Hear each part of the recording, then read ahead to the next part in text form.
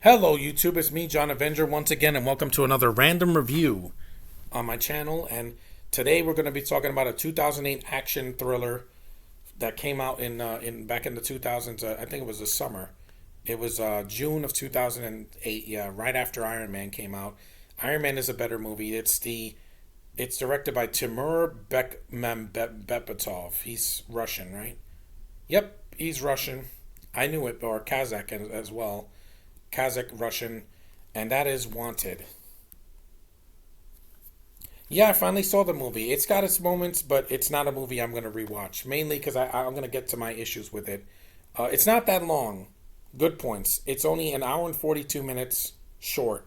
Not 2.5 hours like Eternals. It's better than Eternals, but just that's not saying much. The action is cool. It's R rated. You can see most of it is pretty over the top. And but the one of the biggest problems I had was the writing. There were three writers on this: Michael Brandt, Derek Haas, and some other person. Let me see. Yeah, Michael Brandt did the second Fast and the Furious. Derek Haas, he did Invincible, Too Fast, Too Furious. Catch That Kid. Yeah, that was awful. The double I liked better than this movie because the twist didn't bother me. Chris Morgan also wrote this movie. He also did. Yeah, this felt like an R-rated Fast and the Furious, but without any of the emotion behind it. And those movies, yeah, at least some of those movies, until they got to like eight, and then it was not needed. This guy, the Chris Morgan wrote Cellular. I like this better. I like that better. Tokyo Drift. I like that better. Fast and the Furious 4. That was garbage. Fast 5. Fast 6. Fury 7. Fate of the Furious. He also produced The Mummy from 2017. And he's doing the last two Fast and the Furiouses in space. Yeah, that's what we're dealing with. The director, he did a good job of what he had to do. He could hold the camera steady. I can see the action. It's bloody. There's a lot of blood in this movie. Not a problem. But the main issue I had is James McAvoy is the lead guy. I don't care about this actor, guys.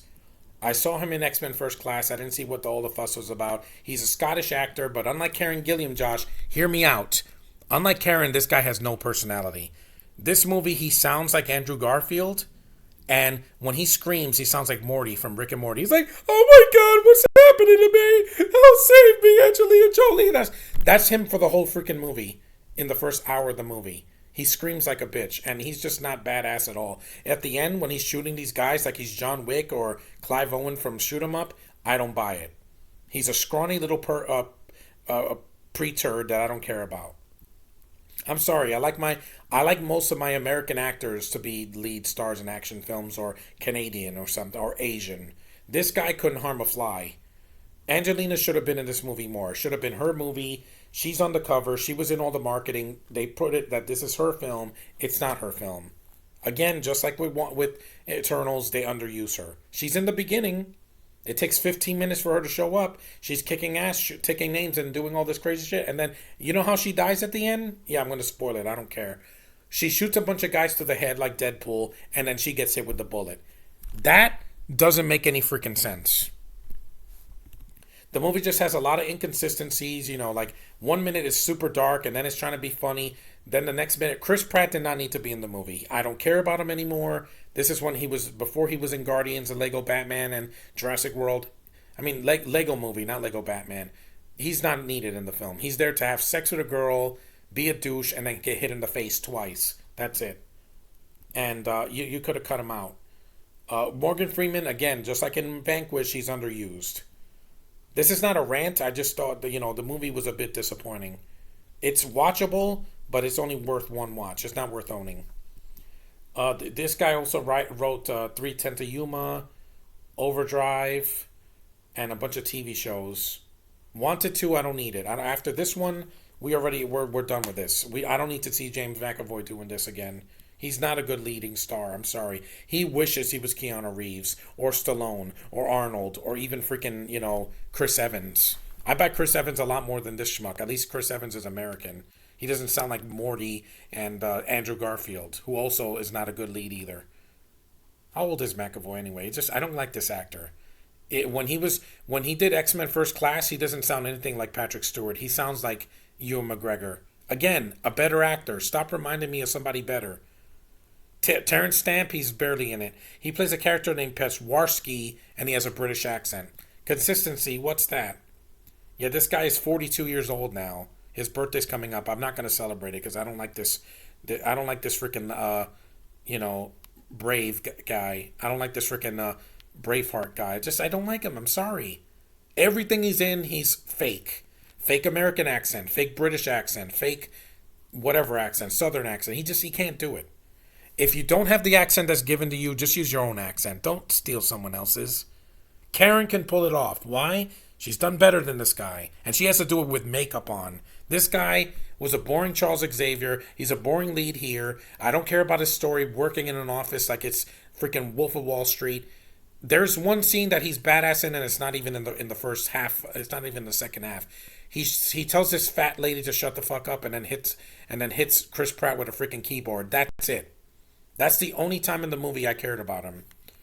Every time, every else, and this is based on a comic. Oh, of course, because everything has to be a freaking comic now. Thomas Cressman as Cross.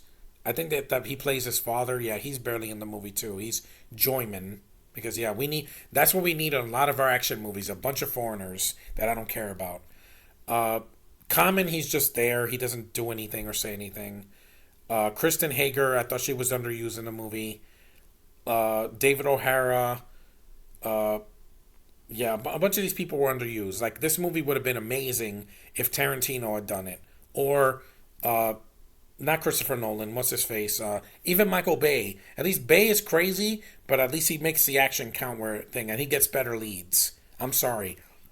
Martin Lawrence and Will Smith are better than McAvoy. Shia LaBeouf screaming is better than McAvoy.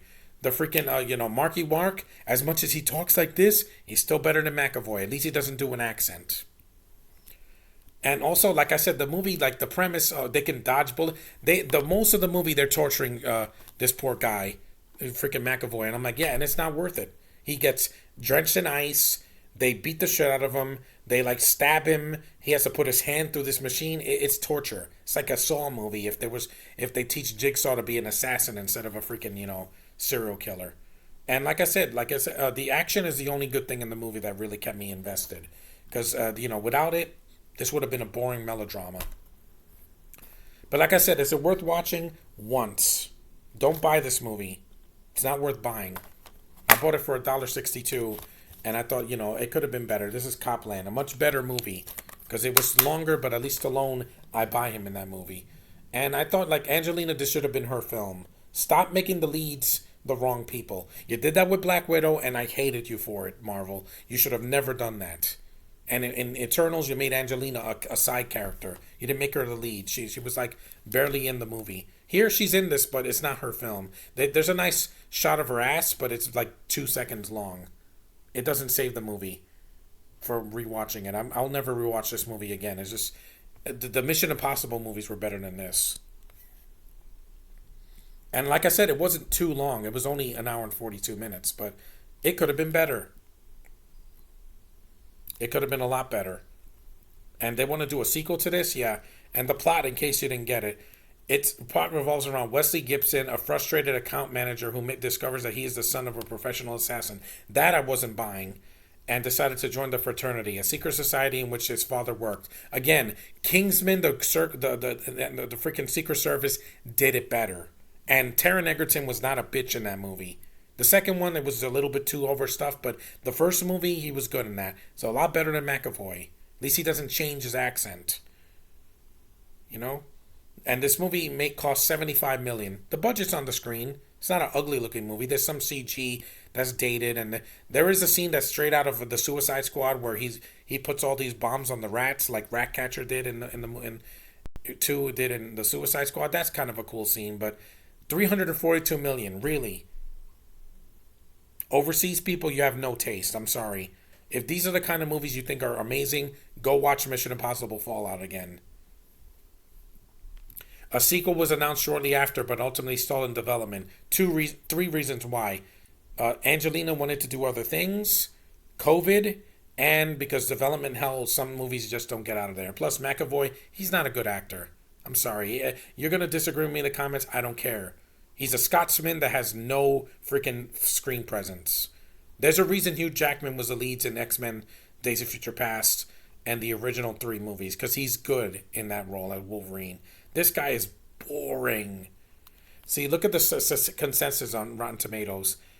Wanted is stylish, energetic popcorn fare, but with witty performances from Angelina McAvoy and Morgan Freeman to help to distract from its absurdly over-the-top plot. An over-the-top plot can work, guys. John Wick is over the top, but it's great. So was the sequels. So was Shoot 'Em Up. So was freaking Taken. Over the top doesn't mean bad. It's just in this movie, it's just a cartoon. This is this is slightly better than Punisher Warzone, but just barely. And yeah, many of the critics' views were like the movie's just unintelligible and idiotic. Yeah, these characters are not that smart. If James McAvoy knew that this was going to happen to him, he should have never done. He should have said no to this movie. No is an option, guys. And also, the sex scenes were not needed. You could have cut that out of the movie. It's an R rating. We get it. Peacemaker was better than this because at least the episodes were short. This got an Academy Award. Well, it didn't win for the sound editing. The sound was fine. The effects were good sometimes. When McAvoy's jumping through glass and the CGI looks terrible. And also the some of the backgrounds. Just being honest, guys, I'm sorry. I think if this was her movie, McAvoy was killed off in the first 10 minutes and it had some of the stuff cut out, this would have been one of the best films of 2008. But it's just above average. That's all I'll say. I don't want to piss off everybody getting into my account saying, you don't have taste. Well, apparently this Russian dude doesn't either. He thinks action movies have to be cartoonish and super bloody and sexual and crass with... And McAvoy has to sound like a cartoon character. Literally, he sounds like Morty. Go back and watch the first 20 minutes when he's in the car with Angelina. He sounds like Morty. Oh my God, help me! It's too much. It hurts me. And I'm like, I'll never watch this movie again. I'm going to donate it next week. Let me just get this disc out because I want to keep Copland. This movie is not garbage, but it could have been better. It is better than Eternals, but only because it's shorter. McAvoy just ruins the movie for me. Him and some of the stupid things in there that you did not need. But anyway, that's my review of The Wanted. Did I want it? No, but I saw it. Now I can judge it.